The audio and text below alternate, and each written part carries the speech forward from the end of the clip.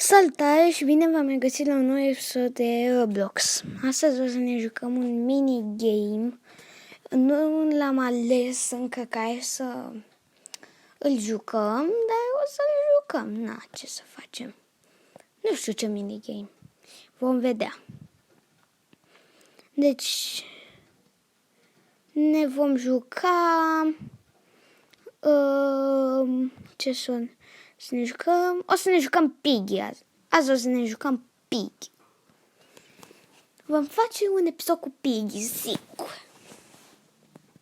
Piggy Alpha Memory. Bine, n-am făcut Capture 10 sau ce Capture a apărut în ultima vreme.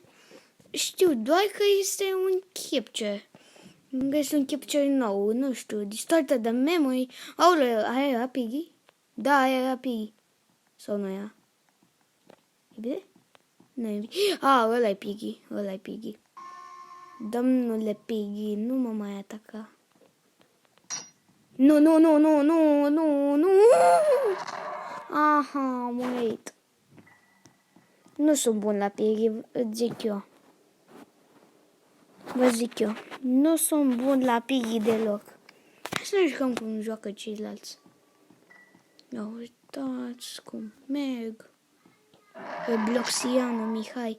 Robloxian Mihai este prietenul meu Mihai care se joacă și el. Care intră și el. Mamă, dar ăsta îl prinde pe toți. Mama mia.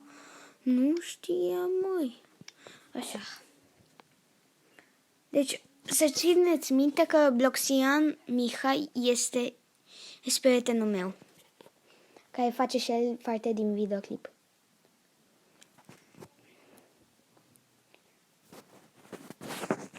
Stai că îi scriu și eu.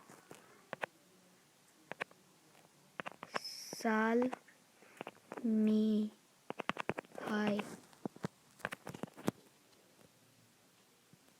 N-a apărut. Dar mă rog. Distorted Memory. Mie-mi place Carnival pentru că e aproape simplu. Foarte simplu.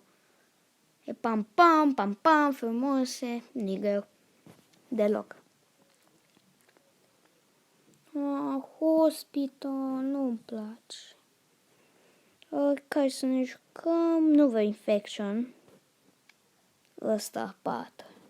Hai, Infection. Eu țin cu Mihai, că Mihai a făcut. Player a picat. Păi deci dacă sunt eu, cine e? Da, fix eu, mă!